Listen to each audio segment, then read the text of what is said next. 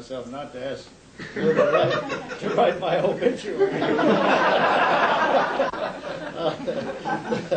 Oh, thanks very much. I've been having a severe attack of nostalgia ever since I got in last night. And when we passed Big Sam on the highway, that threw me for a loop, because that wasn't here when I left 4.5 years ago. I have some Jurg stories too. I promise not to tell very many of them. I just get serious for just a second here. It is an honor to be here, to be here under the auspices of a man whom I admired greatly, and who was such a powerful figure in corrections and law enforcement and criminal justice generally. And when I woke up this morning and saw this wonderful sunshine, I'd always known that George Beto was powerful in Texas, but I see he's gone on to greater things. He turned on the sun for me and gotten rid of all that nasty rain. But it's very nice to be back. It's nice to see old friends and to meet new people. I've enjoyed the seminar we had this morning, which was totally informal and just a lot of fun for me. The lecture, some of you know were there. It was the more formal you get, the less fun it generally is, and unfortunately this is going to be a little formal too. But it is a pleasure to be here. Now I'll tell just one Jurg story. I do remember that paper very well, by the way. But the other thing I remember about Jurg was that he was always almost eager to stick his neck out, and wasn't afraid to stick it out. And in fact, he came to me once with a proposal to do a dissertation on another topic, and he wanted to literally to infiltrate the neo-Nazis in northern Idaho and do a dissertation on it. And I thought, Lord, I didn't want to be responsible for for somebody doing that, especially somebody with his accent who would be found out so quickly. And so I advised him against it. However, if I recall, I did put you in touch with, what was his name, Rich Mitchell, who was writing a newsletter on survivalists and so forth. And I've still not seen anything come out of that. But it's an interesting... it's an interesting topic, and we do have some problems up in that part of my part of the world. For those of you who know, I'll just say this very briefly. My wife didn't accompany me because she had a total hip replacement just a week ago, and she is doing very well, thank you, for those of you who know her. And the fact that our daughter came to stay with her made it possible for me to come here. So I bring greetings from her as well. Now, what I want to talk about today is actually somewhat similar to the lecture which I gave 4.5 years ago, a paper that was published in the now non-existent Criminal Justice Research Bulletin, and which I've been really pleased to see has been widely cited and so forth. It was a nice little publication. Today, I'm going to focus a little bit differently in what is very much a work in progress.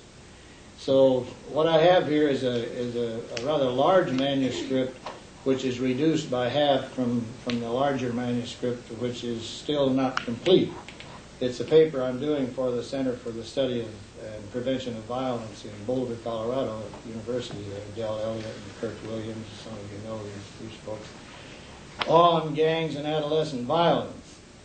The purpose of which, at least in part, for me, is to see if we can't develop a sensible typology of youth collectivities.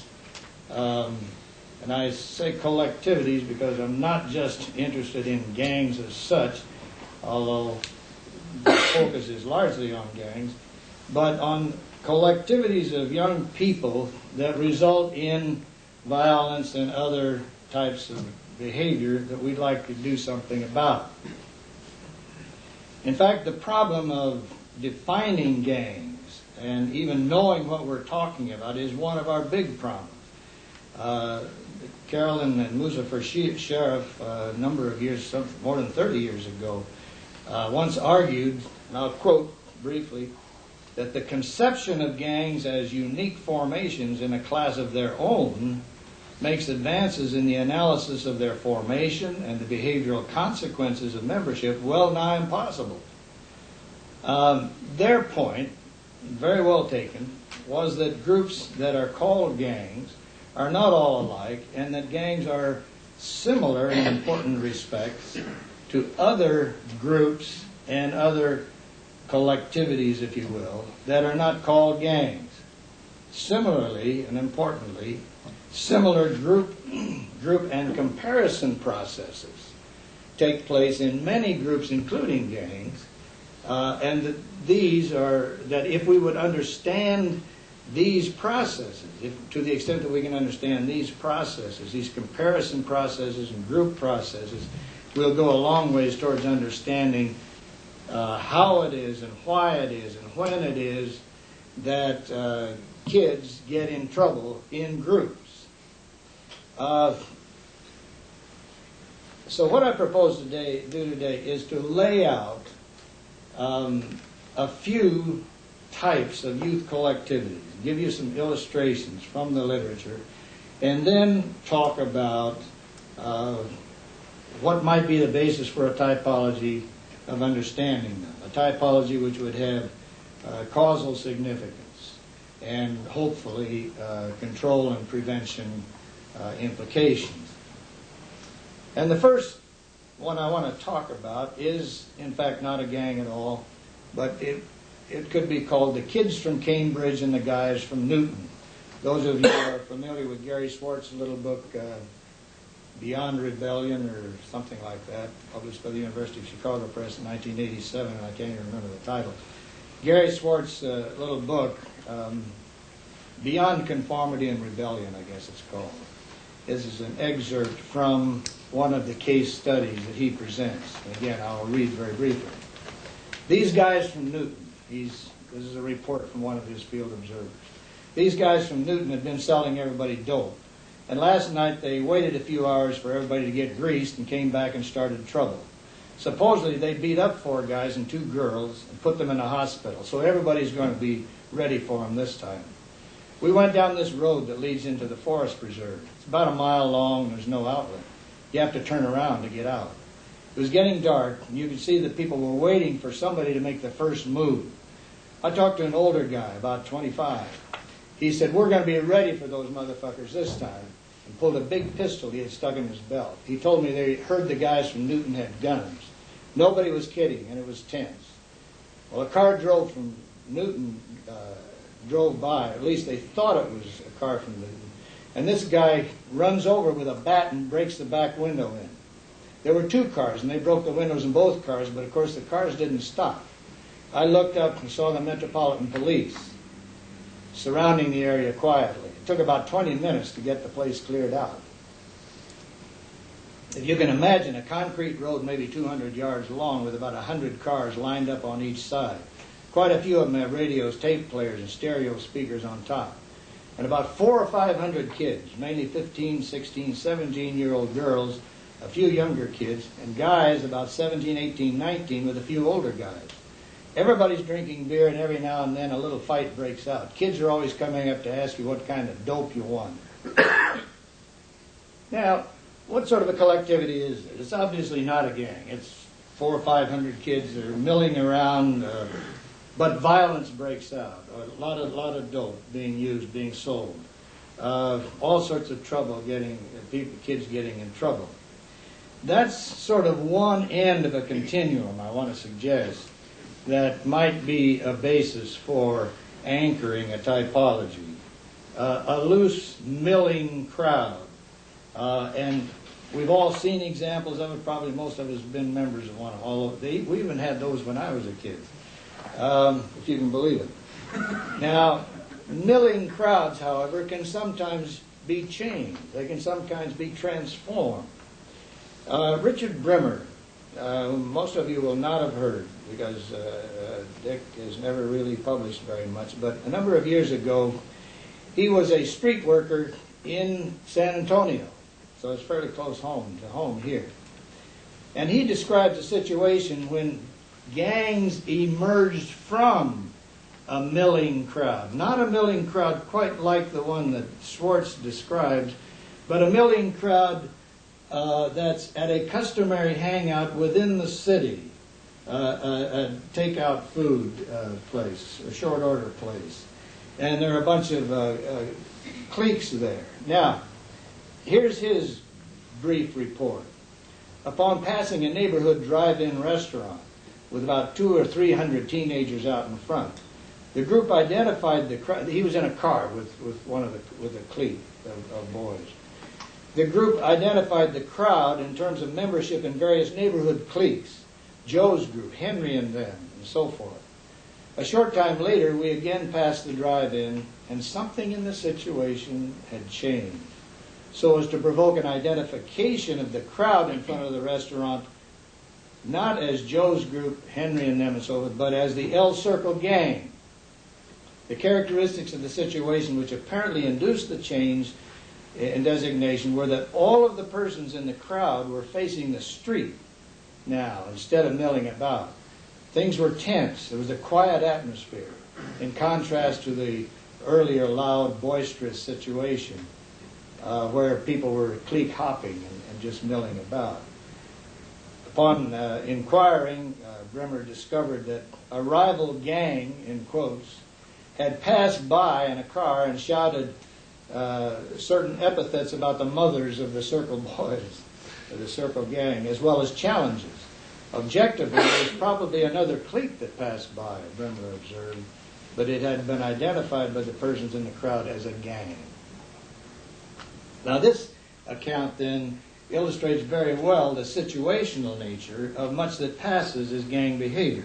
And it illustrates furthermore that loosely structured groups or crowds, milling crowds with no organization as a group, can be transformed into, its organization can be transformed into a recognizable gang.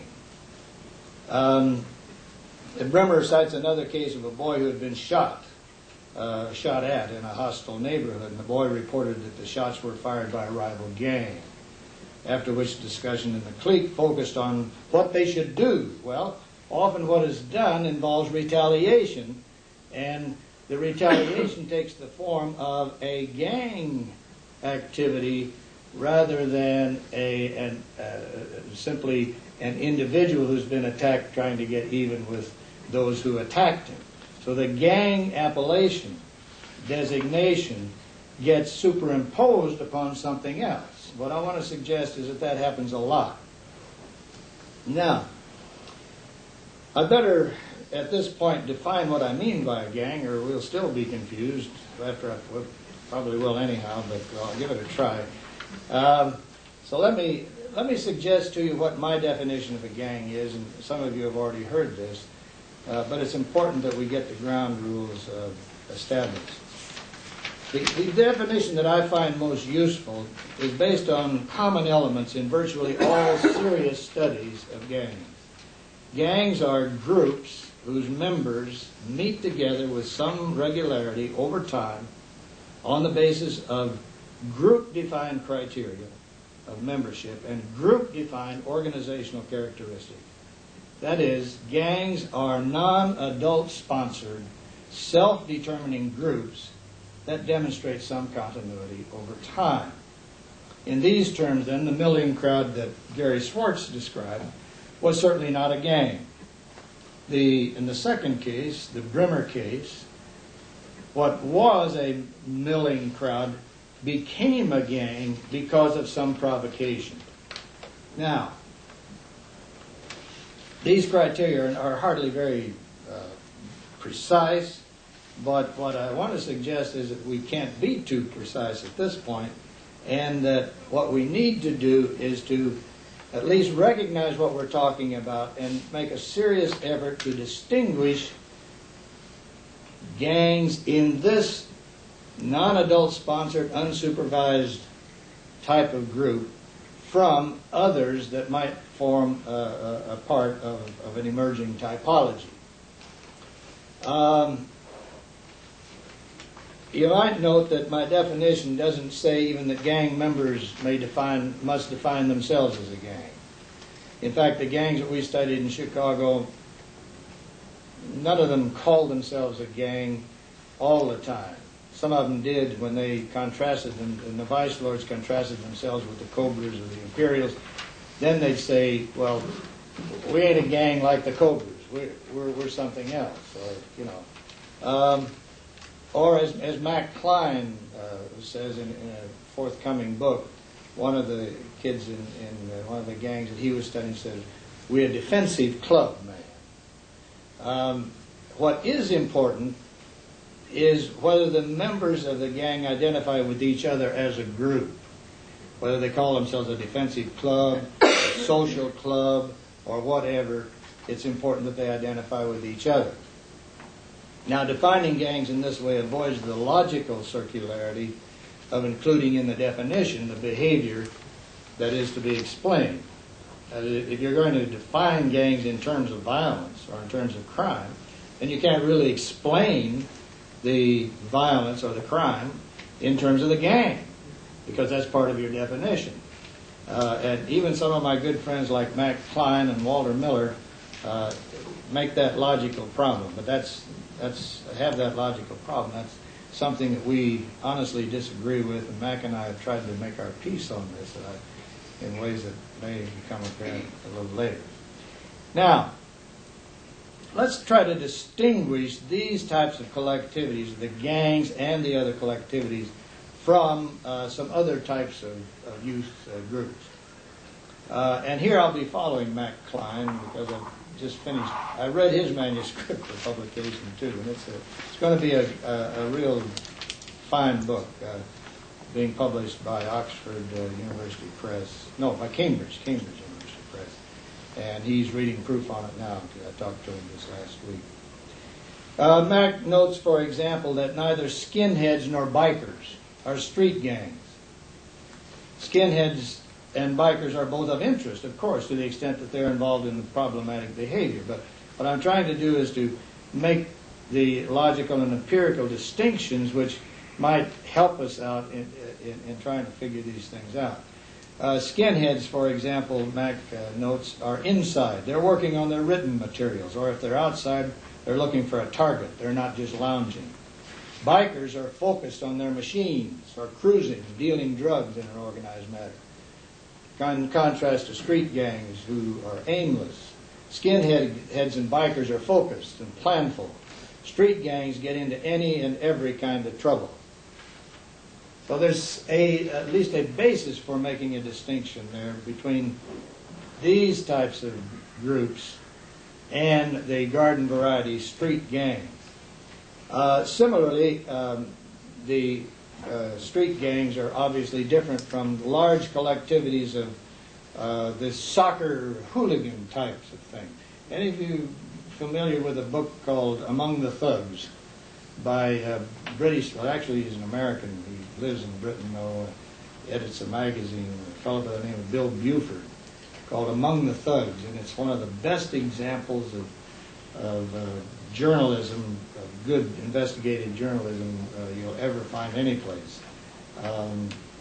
And it's a marvelous example also of elementary collective behavior among not kids, because some of these are older, very old teenagers or young adults, but of collective behavior among young people. They are really floating crowds and mobs that coalesce at times in a highly violent groupings with very little structure. But then again, they're a little out of the typology that I want to construct, or at least working towards. It's possible also to distinguish street gangs, or to distinguish violence of street gangs, including those that become conflict-oriented towards other street gangs, and violence committed by what have come to be called wilding groups. I mentioned wilding groups in one of the other meetings this morning. Wilding, as some of you know, burst on the public consciousness about 5 years ago when a young white female jogger was beaten and raped by a group of black adolescents in New York Central Park. The brutality of the attack was extended far beyond any discernible sexual motive, and because the victim was beaten unconscious and horribly disfigured. Well, what do we know about wilders? Not much. As far as I know, there's been no serious research done on the Central Park wilding incident. It does appear, at least from the newspaper reports, that the wilding group was not a gang in the sense that they met regularly with any degree of regularity. They may have been kids that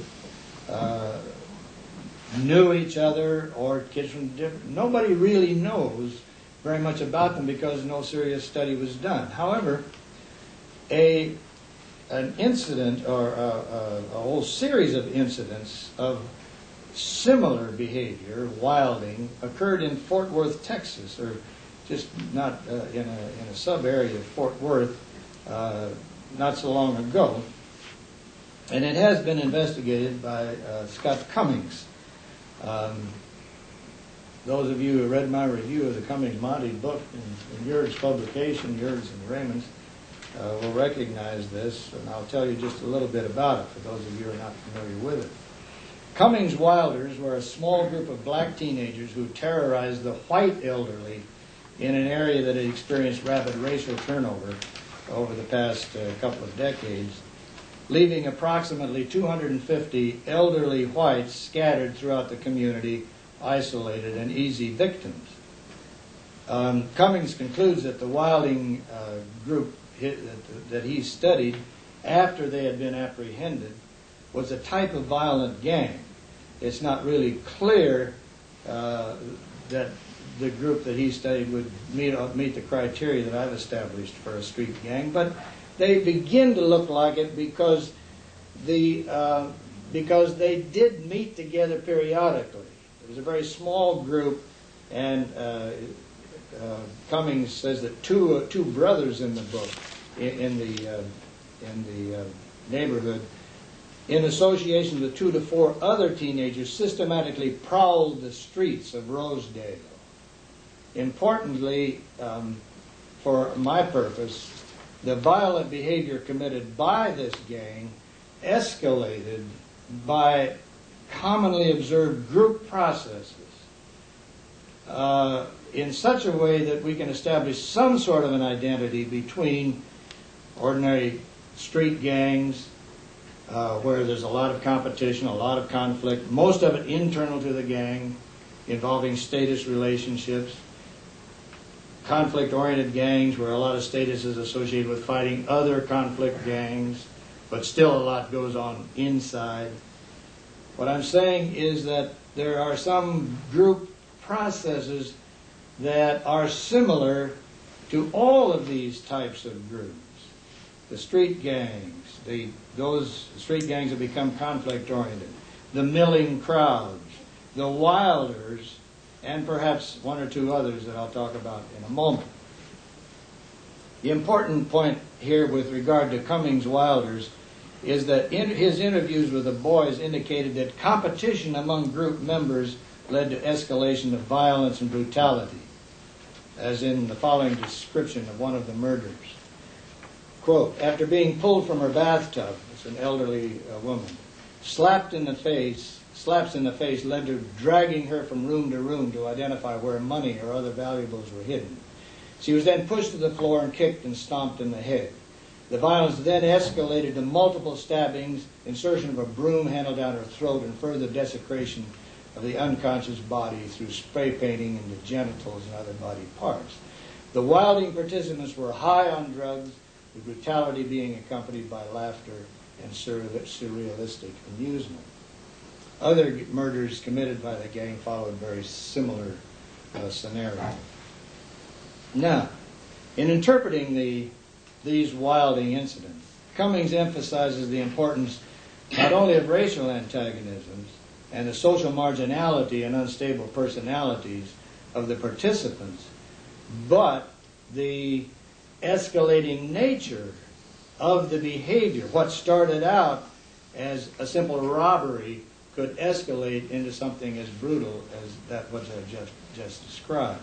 It's similar to what Lou Jablonski observed in the killing of Michael Farmer.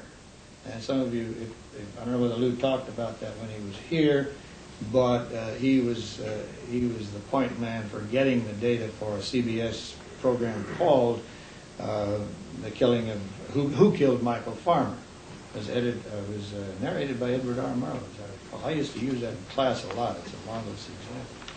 The point is that wilding of the sort observed in Fort Worth appears to be a variant of gang behavior. You could call these kids a gang, but one which clearly is almost off the curve with respect to their violence, which it goes far beyond the violence of most street gangs.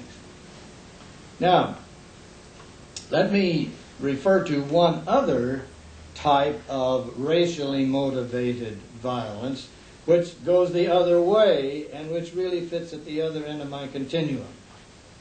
And this consists of the sort of loosely formed crowds of young people, white young people, who attack outsiders who come into their community, mainly outsiders from minority groups, those who are different from the members of the crowd. There's an extensive literature on the communal violence that occurred earlier in this century.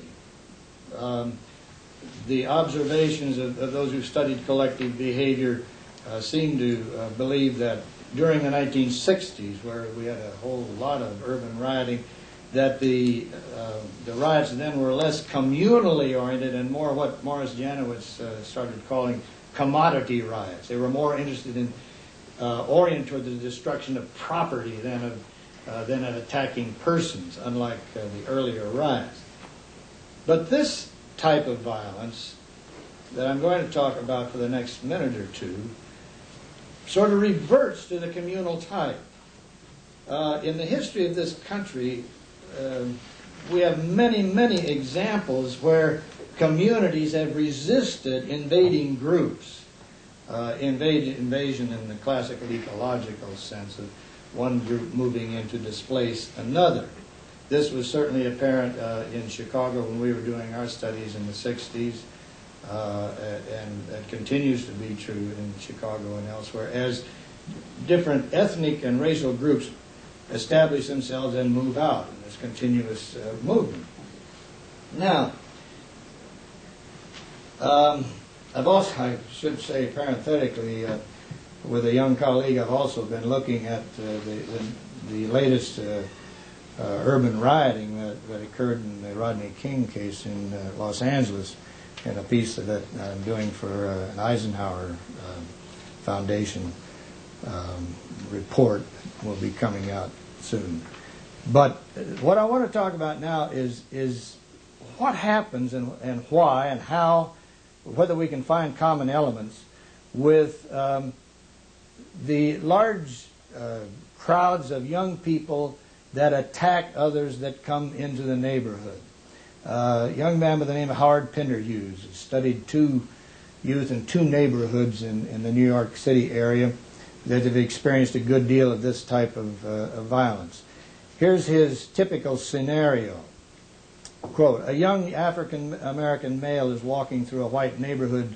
Some might say he's in the wrong part of town when he's attacked by a group of white kids from the neighborhood. The kids, all male, or at least mostly male, and between the ages of 15 and 21, are not members of an organized group. They're not a gang. It's just a gathering of neighborhood teens who regularly hang out together, getting high and partying. The youth were pretty high and drunk when they heard that an African-American man was walking through their neighborhood. Somebody in the group suggested that the group take care of the intruder.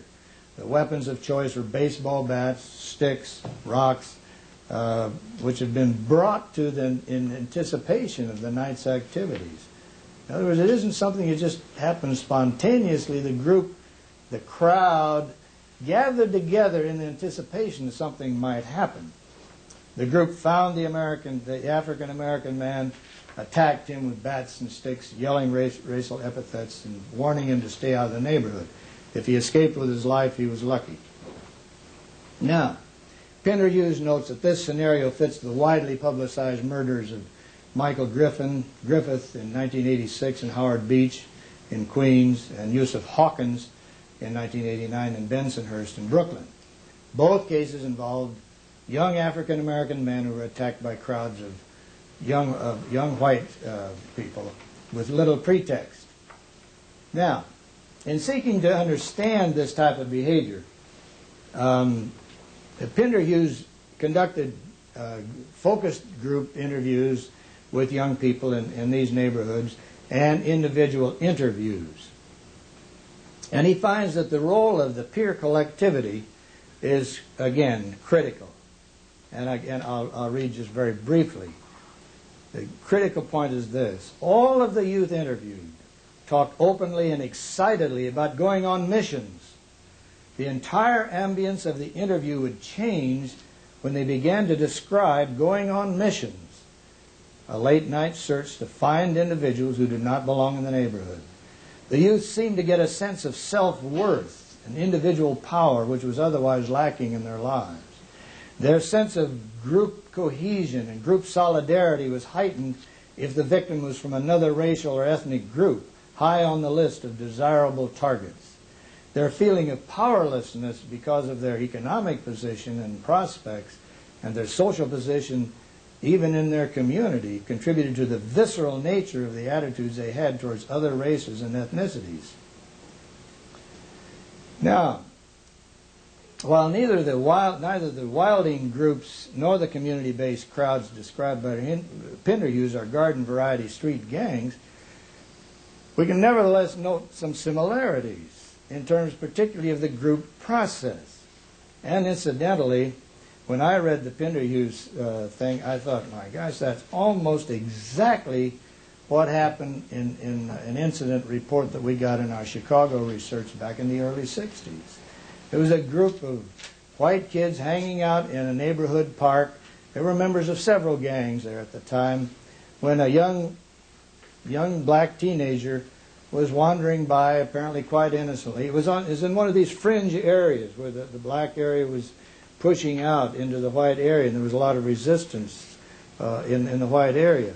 And these white kids were just hanging around, and the detached worker who made this report observed that, he said, I suddenly realized that the young person that I saw walking by was black. And he said, I tried to get the attention of the white kids around me on me and on themselves, but one of the kids spotted the black teenager going through, and immediately the hue and cry rose up, and there were various shots of, let's get that nigger, let's do this, and they took off. Not all of them, but many of them took off and started running through the neighborhood, chasing this young man who had the good sense to get the hell out of there.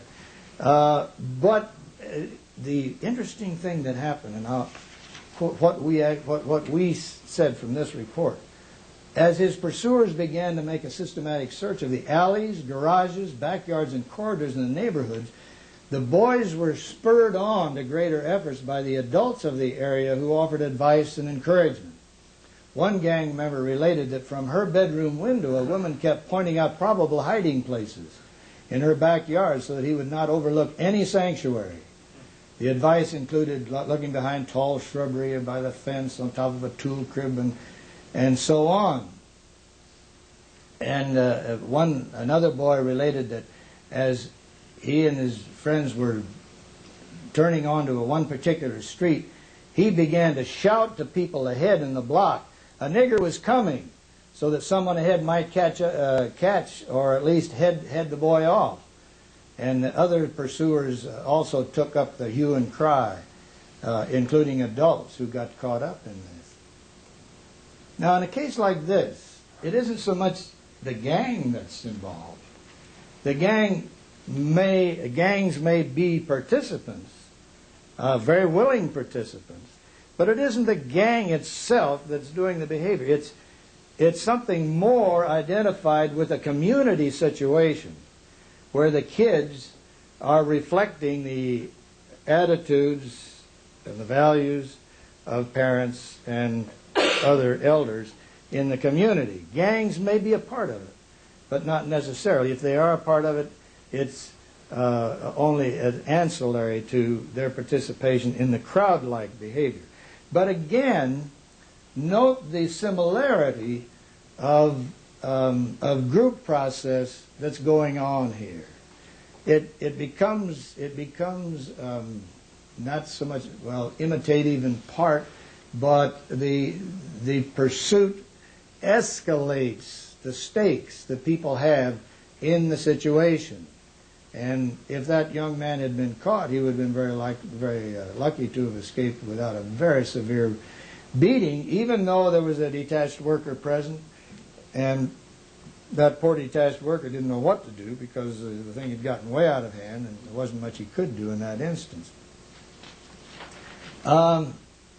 Okay, so we've added to our typology. Put that typology in your mind. That's where it is in mine. I haven't even reduced it to paper yet. But I need to talk about one other thing, one other type of gang, because it's so much a part of the popular mythology concerning gangs, and that has to do with the relationship between drug use and selling and street gangs, or, if you will, between the difference between street gangs on the one hand and drug gangs on the other. Some of you have already heard part of this discussion this morning. Though there is some disagreement, there's a lot of disagreement. In the research literature, there's disagreement by different observers of gangs. My conclusion, after having looked at a lot of this literature, is that we should not confuse street gangs with drug gangs, and that in fact they're two different species that may be related to each other, but unless we make a distinction, we'll be making a big mistake. Now, I base that on several different things. In the first place, careful observers of gangs report that in some areas the drug street gang connection is very real, but in many others it is not. Secondly, Mac Klein and Cheryl Maxson have been doing surveys of police throughout the country, and police intelligence regarding gangs has become much more sophisticated in recent years than it was when I was in the field, where it was not very sophisticated at all. But it's become much more sophisticated, and they've got a much better fix on what the gang-drug connection is. And in that respect, Klein's survey finds that only about 14% of his police respondents, only 14%, reported a strong gang-crack connection, asking specifically about crack. The majority of the respondents did not report the existence of separate drug gangs or crack gangs. 72% reported that the gang-crack connection be only weak, non-existent, or at the most moderate. The survey data confirmed findings based upon another Los Angeles Police Department study that was done a few years earlier, 1983 to 85.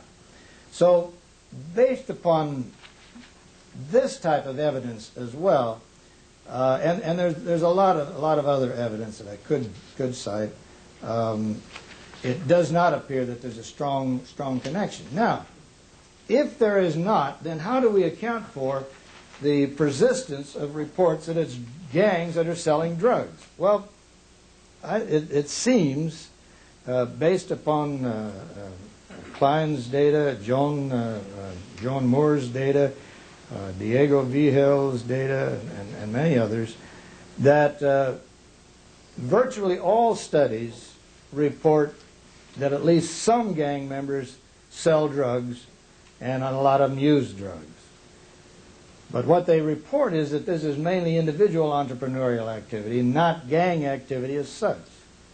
Now, when you consider the nature of street gangs, going beyond my very rudimentary definition, it becomes fairly apparent why this should be the case. Street gangs are not well organized, tend not to have well-developed hierarchies, tend not to be very cohesive, tend to engage in all manner of delinquencies and crimes and general hell-raising and sexual exploitation. And, in other words, they're versatile, extremely versatile in their repertoire, if you will. Drug gangs, in order to be successful, have to be well organized. There has to be some sort of hierarchical structure to handle the complexities of the market and to do so successfully. They have to be very smart about this. They have to be skilled in ways that street gangs simply are not skilled. If you want a very good example of a drug gang, I recommend highly reading Terry Williams' little book, The Cocaine Kids, which is a story of 7 teenagers. Nearly all were male. I think there's one young woman, and Dominican in New York City. And I got a long section of this paper dealing with that, and I won't deal with it now, but because we don't have time. But that's a good example of a well-organized group focused on drug activity, living a high life on their own, to be sure. It's a fast-track life. In fact, so much so that after 3 years of observation, Williams found that the gang had split up, and the leader had left with his wife. He'd taken the money and run, and they drifted off into different things. There was a lot of burnout in that. But that was not a street gang as such. In fact, as Williams reports, the leader of this particular drug crew had set out deliberately to organize a crew and found that his first couple of recruits weren't very dependable and weren't very bright about what they were doing, so he dropped them and recruited some others until he found people that he could work with and who would work with him, and they were very successful, and they made a lot of money. They also knew that the threat of violence was ubiquitous, was always there, and it hung over their heads in virtually every aspect of the cocaine trade. So apparently do other teenagers who are not so heavily involved in drugs. The Urban Institute of Washington, D.C. did a survey of 9th and 10th grade males in high-risk areas of Washington, D.C. They asked questions about drug use and selling. Selling was more common than using. 16% of these 9th and 10th graders reported they had sold drugs. This was in schools. This is not gangs as such. Only 11% reported using. High percentage of both frequent sellers and other sample members perceived the risk of severe injury or death as very likely in a year of drug dealing. 50% of frequent dealers, 61% of others. So those who are involved in drug selling are under no illusions that it's a safe activity. They know that violence is always possible and very likely if they stick with it very long. Peter Reuter, an economist who studies these things, has done some excellent work in that area. Okay, now got a little bit more time. I want to leave some time at the end, so I'm going to skip over some things here. For example, trying to reconcile different definitions of gangs with what we know about the violence committed by gangs. I would refer you to work that Mac Klein and Cheryl Maxson have done there to studying what the different definitions of gang-related homicides, what it signifies for Los Angeles compared to Chicago, for example. And despite very differences in their definitions, they find that the character of gang-related homicide seems to be very similar in both cities. So there's reason to hope that we can circumvent some of the definitional problems even by using official data, and I find that very, very encouraging. Now, I have a long section here on levels of explanation. I'm going to skip over that, except to make just a couple of very general observations. One, at what I would call a macro level. Despite the fact that there are suburban gangs, there are kids in suburban areas that get themselves involved in all sorts of trouble, the greater part of the problem still remains in the inner cities, particularly in areas that have become the centers of what William Julius Wilson calls the underclass. Largely minority, but not entirely by any means, although there's not much question that black males have been disadvantaged to a greater extent than any other single racial or gender category. That with that macro level observation that's where the problem is most severe, we still recognize that it can exist and does exist elsewhere in our society. And then with the what I would call the individual level observation, that there's no reason at all to believe that the processes of learning differ for gang kids or for any of these, or participants in any of these collectivities we've been talking about, differ for them than from anybody else, from the most middle class or most upwardly mobile or whoever you wanted to designate. The processes of learning are the same for all of us. It's what goes into that process that makes the difference. And that has a lot to do with the circumstances under which we grow up. Then there's the level of explanation which Fred Strodebeck and I and some of our colleagues dealt with more extensively. I'll deal with that a little bit more extensively, but only very briefly. And that's the group process or the microsocial level, where what you look at is what happens as a result of the ongoing action. You have to look at incidents that have a history so that you can see what happens from time A to time B. You can't just take an outcome and say, well, what was the result? You've got to look at what happened to bring about that result. And that, in fact, is one of the major things I think that we can see in common with all of the elements of this typology, or the positions on this typology. In all of them, we have certain common features of group process, comparison processes. This is what the sheriffs were talking about, very on, Muzafer and Carroll and Sheriff, that the same sorts of processes occur. Kids comparing each other, comparing themselves with each other. Groups comparing themselves with other groups. Processes such as are involved in status allocation, status management, status achievement, in whether they're street gangs or even drug gangs or milling crowds. That there are commonalities here that we can detect by looking at the process through which outcomes come about, looking at the processes that lead to homicide or beating or whatever form of.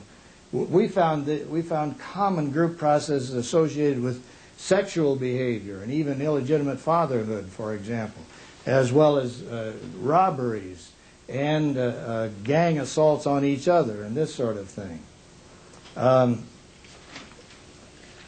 We have many examples. Unfortunately, I have to say that most other investigators have not taken the time, or they haven't been persuaded by our arguments that they should really document group process. It's hard to do. I guess what happened to us in Chicago in our study was that we didn't set out to look at group process. What we set out to do was to sort of keep a window open on what was going on the street. And then we looked at individuals, we interviewed them, we asked questions about individuals, we looked at the community settings, at the economies there, we looked at the institutional settings of where these kids came from and so forth.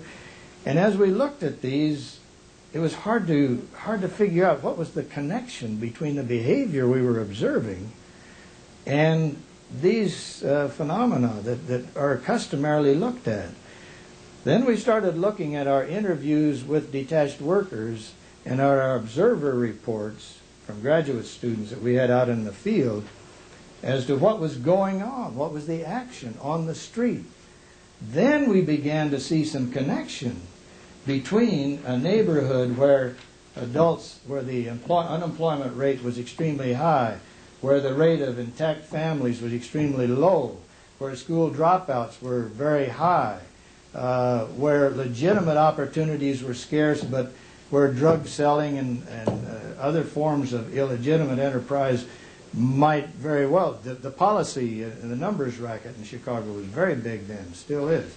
And kids could be runners. And it was a whole lot easier to get a job as a runner for the numbers racket than it was to get a job and keep a job with Sears, even though Sears was located in that area. So what I'm saying is that even though it's hard to do, unless we can make these connections with the group processes that go on, we're not very likely to be successful in fully comprehending what it is that goes on the street. Okay, I'm going to conclude with just a couple of other brief observations. In trying to fill out this typology and trying to understand it, to develop it, I've been particularly impressed not only by the universality of comparison processes and group processes, but by the constraining influences or the shaping influences of local cultures. Here, I think the very best example I can give is still the one from Gary Schwartz, his marvelous little book. And I highly recommend that. I'll go back to that example of the kids from Cambridge and the guys from wherever it was, Newton. Schwartz makes this observation, just very briefly. He says, what's important in the culture of Cambridge is the tenuousness of the bridge between generations. The observer of that milling crowd that I began with early noted that the expressive significance of the behavior of the kids there, the drugs, the fighting, the threats, lies in the kids being together with themselves in a way that does not enable adults to place restrictions on one's freedom. Now, that's especially interesting because if you take a look at my definition of gangs as being unsupervised youth groups, self-determining groups, that's exactly that's the opportunity that being in a gang provides. Now, in Cambridge, this was not a group of underprivileged kids that Gary was observing. These were not underclass kids. Many of them were middle-class kids. So it can happen there, too. The important thing for him is that the culture of that local community was such that adults and kids really sort of talked past each other. Their worlds were so different that they never really got together in common cause. The institutions of the community were shunned by the kids because they felt they couldn't communicate with adults, or if they did communicate, it was one way. The adults, they felt, didn't respect them. They didn't give them recognition for themselves in their own right. This has something to do with what Jim Coleman calls social capital.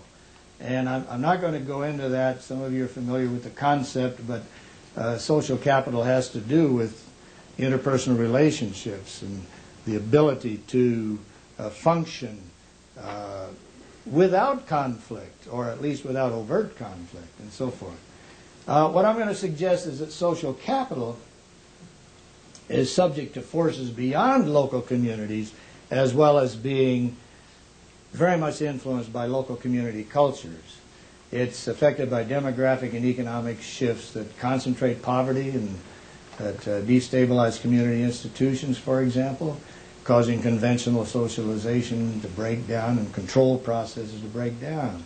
When intergenerational relationships break down or are distorted by whatever forces, then social capital, the sort of social glue that holds communities together and holds adults and kids together, breaks down. Schwartz concludes, after looking at a number of communities, upper class, middle class, lower class, and so forth, that when authority is perceived by young people as irrational or unreasonable or both, then social capital breaks down. He doesn't use that term, but in fact that's what he means. To be reasonable, authority must be exercised in ways that respect the dignity of those subject to it. To be rational, authority must be a means to those ends that are meaningful to persons subject to it. Young people rarely directly challenge the legitimacy of instrumental rationality. And that's a very important caveat, I think.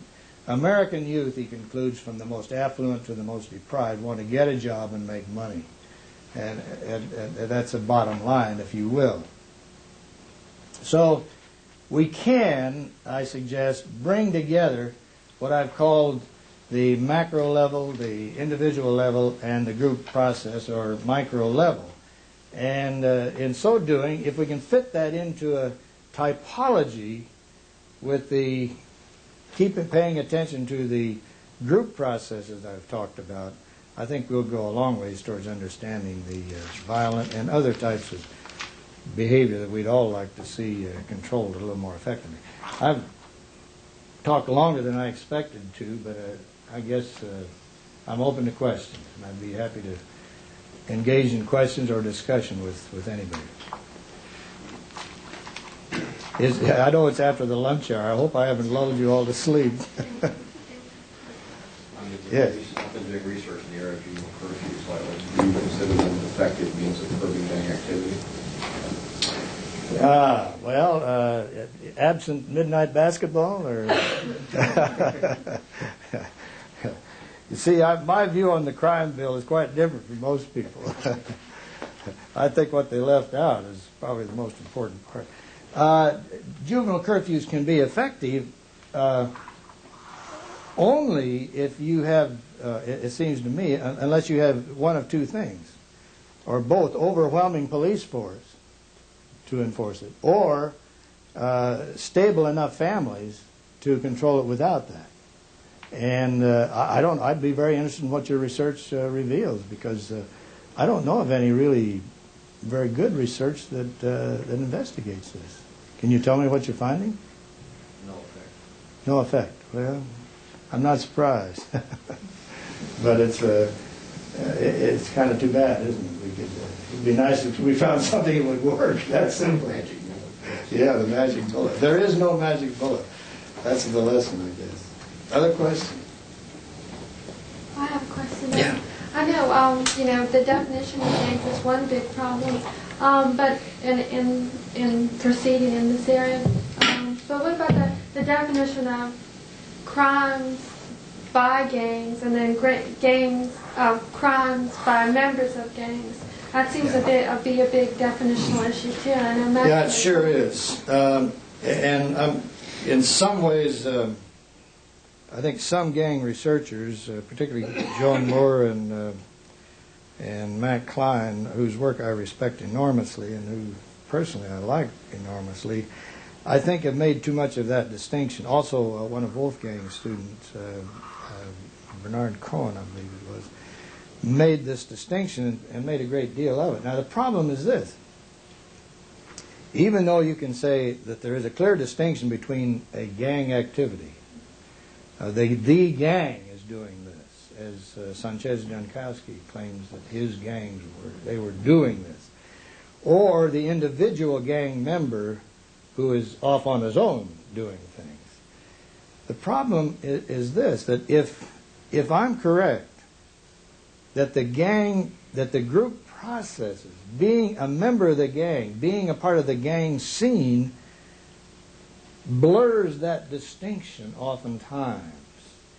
If there are a bunch of kids, unsupervised kids on the street, and one kid and several kids are pushing drugs, the fact that they are members of the gang but are doing this by themselves may not be the most important issue. If they weren't members of the gang, maybe they wouldn't be there in the first place. The gang, it provides a permissive and even encouraging atmosphere for some types of behavior that you cannot say is really a gang activity. Let me give you the best example I know, which is very clear, is sexual exploitation. That was one of the first cases that came to our attention. We saw this one gang, and half of the boys were already illegitimate fathers, and the rest of them were rapidly becoming. And yet, there was no group sex activity. This was all individual sexual activity. But if it hadn't been for the fact that these kids were part of that group, they wouldn't have been engaging in all of the individual sexual activity that they were engaging in, because that was status conferring within the gang. Making out was one of the most important things they felt in life. And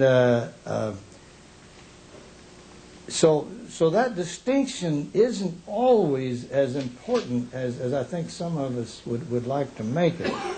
And it's hard to make. I'm not sure, as I read Martin Sanchez-Jankowski, for example, he says that the major organizational problem of the gang is to control the defiant individualism of the individual members of the gang. Well, now, again, you can be a defiant individualist on the street by yourself, but if you're with a group, a gang of other defiant individualists, it's going to make a whole lot of difference as to what you do and how you go about it. You're not going to be exposed as an individual off by yourself if you've got a bunch of other defiant individuals to back you up. And there may be a lot of give and take within the gang. I'd be very surprised if there weren't. Every gang I've ever known, there has been. But being a part of that gang is a very important part of what you do as an individual, whether it's as a gang member or whether the group itself is involved or not. So that distinction isn't always as important as we might like to make it. Yeah, yes. I'm curious, in your thinking about the group dynamics and the typologies and the possible different configurations of gangs, have you thought much about what role the external formal control system plays in shaping the behavior of the gangs? In particular, I'm thinking of a book that I don't remember the author. The title of it is Monster. It's written by the person who supposedly founded the Crips. And you read that and you get the impression that the war on gangs escalates the level of organization, the level of violence and armament, etc., to a degree that wouldn't have happened had another approach been used to try to resolve the problem. I've heard of that book. I've not read it. So, but that's a fascinating question, boy. And my suspicion is that any generalization one makes about this would have to be, you'd have to have a lot of caveats surrounding it, because so much depends upon the local situation. If the police, for example, are acting with the full support of a community, it does seem to me that that formal control activity can be much more effective than if the local community adults are just as suspicious of the police as the kids are. Then you're going to have a very different sort of thing. It also depends upon how skillful and how entrepreneurial the kids are themselves, and there's a lot of difference.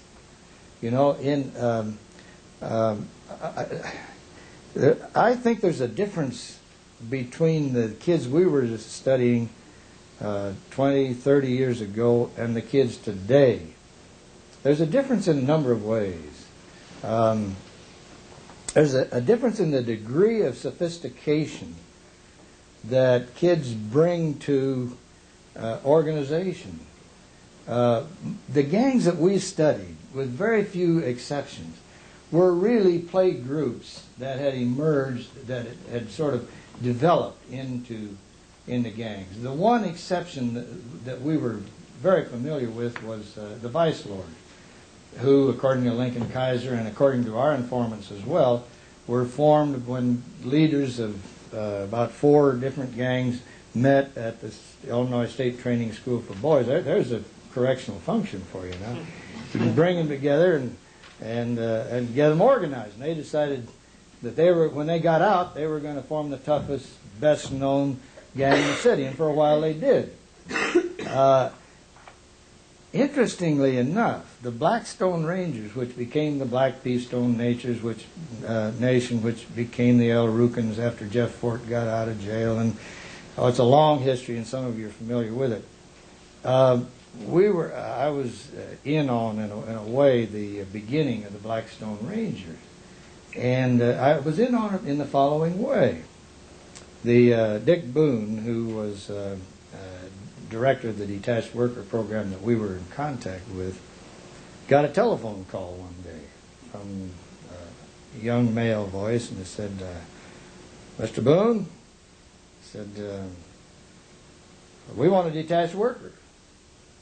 And he said, "Well, who are you?" And he said, "Well, we hang out at," I forget the precise location, "we the Blackstone Rangers." And nobody had heard of the Blackstone Rangers at that time. And he said, "Why do you think you want a gang? Why do you think you want a worker?" He said, the boy said, "Wow, man, you ain't nothing unless you got a worker." Now it's become sort of a self-fulfilling prophecy, you understand. And see, that's one of the dilemmas that we face in this business. Now, I remember giving a talk to workers with the Chicago Area Project who said, "You're working with the detached worker program, and hell, they're confirming gangs. They're making them worse than they were." And that is a problem. And Mac Klein has written at great length in this. He says, if you follow the wrong strategy, you're going to increase cohesion, which is going to increase delinquency. I'm not sure that happens all the time, but he has a point. And similarly, the point about law enforcement. The police as the immediate arm of the whole law enforcement process in the community have a critical role to play. But it can be played in so many different ways, and it can be received in so many different ways. I remember back long before I really started studying gangs, I'd been a student of Clifford Shaw's and Henry McKay's, and I used to go with the Chicago Area Project workers on the near north side and in one of the Italian areas of the city, and go around with one of the workers when he would stop by the precinct station and talk about his kids, that the area project workers, his kids who were due to come to the precinct station on Saturday morning with their parents. And I said, what's going on here? Well, what had happened is that the police in this area, when they caught kids fighting or caught them stealing or doing whatever, unless it was a very serious offense, they would take the kid to the station house and they'd say, "Now, Joey, I want to see you here at 9 o'clock Saturday morning with your parents, and we'll let this slide for now until Saturday morning. I want to see your parents here." And by golly, those parents showed up.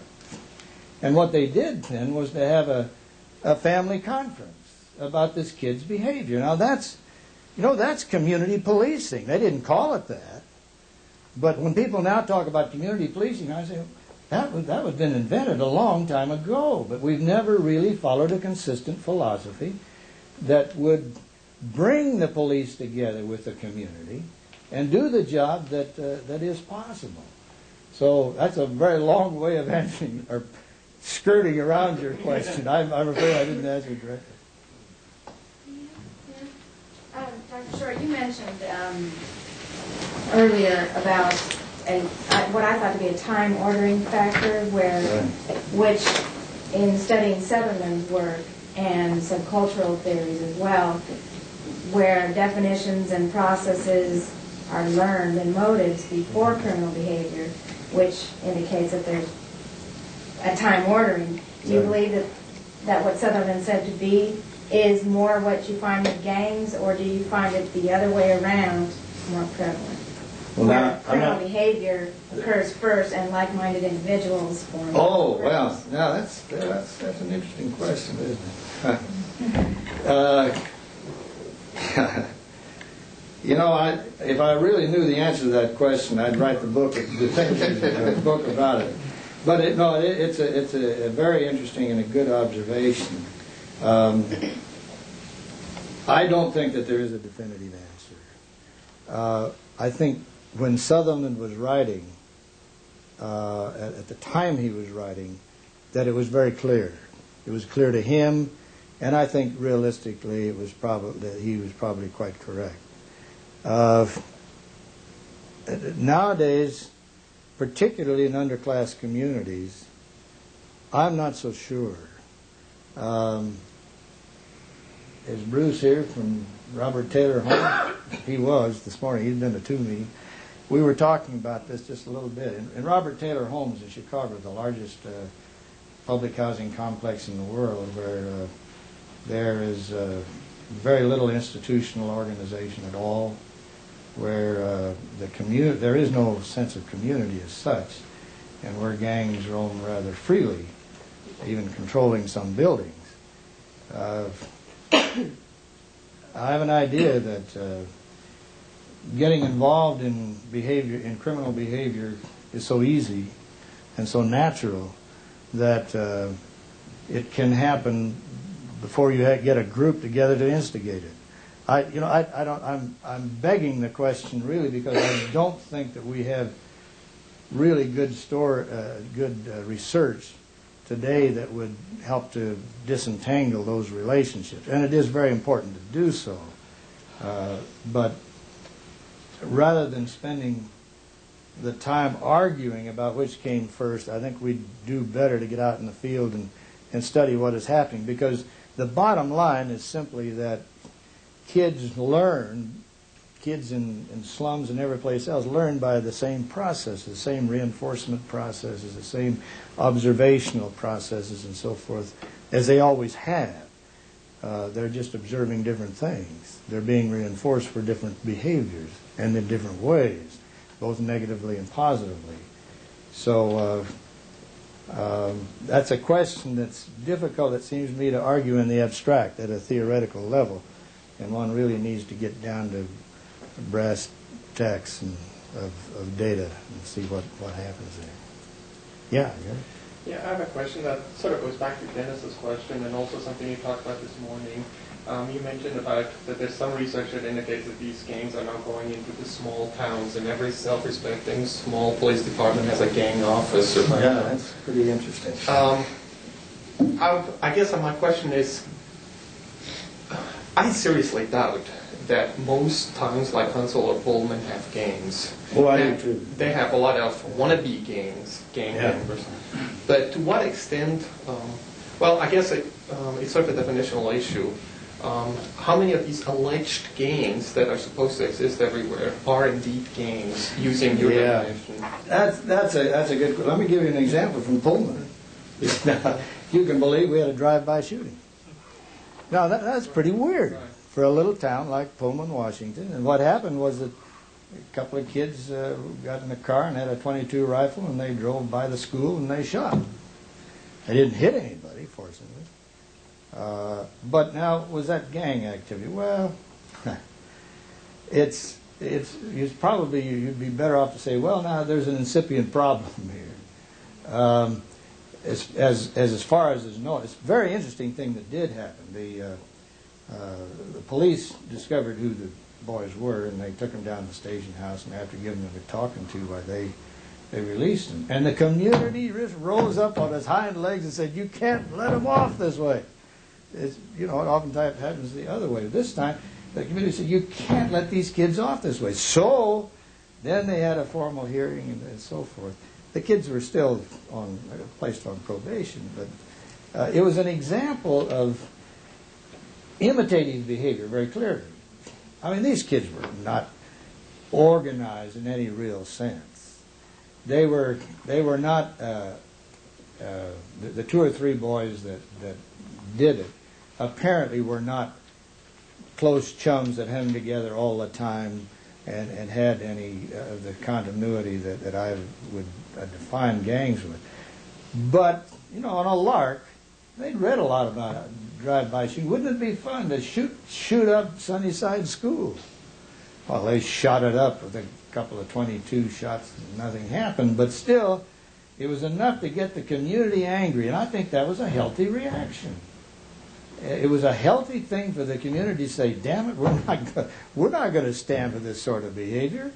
And you know, you can, in most communities, even in large communities can still do this. I remember a case in Philadelphia a number of years ago that Walter Miller reported where there was a grandmother in this one community, and she got fed up with the kids hanging on the corners, and they were gangs. And she'd take a bunch of other women and go with them. And they'd go to a corner, they'd say, give me this corner. Sure enough, these kids were, I mean, these mamas you don't deal with, you know, you get out of there. Well, I guess what I'm saying is that in most communities, not in all, you know, Robert Taylor Holmes, Cabrini Green, and a lot of others are sort of beyond this.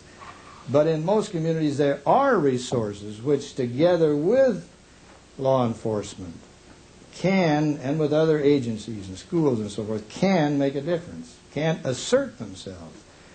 But boy, it takes an effort. There's just no question about it. You can't sit back and say, let the police do it, or let the schools do it. My father was a school principal most of his professional life, and he used to complain bitterly that society expected schools to do everything. Well, you know, law enforcement circles sit around and say, they expect us to do everything. Well, why shouldn't we all be doing it? Why shouldn't we be doing it as communities, families? When they talk about community policing, my feeling right from the beginning was, good Lord, it's about time we started talking about community social control, community efforts to turn things around when it becomes necessary. I don't know about you, but I'm getting about almost worn out, but I'll stand for another question or two. We have another question. Are you ready? Another question? Sure. Go ahead, What role do you see playing that access to both legitimate and illegitimate opportunities in these communities has in gang formation and continuation? Oh, it's tremendous. You know, that's the easy answer. Yes. But on the other hand, I realize it's a serious and an important question. If Bill Wilson is correct, and I have to believe he is, not only because he was my student, but because I think he's documented it, that particularly for young black males, joblessness, legitimate joblessness, has become the primary problem. And it's very well documented that the young black males have been hit harder than any other segment of our society. Then that's got to be just a horrendous problem, and it requires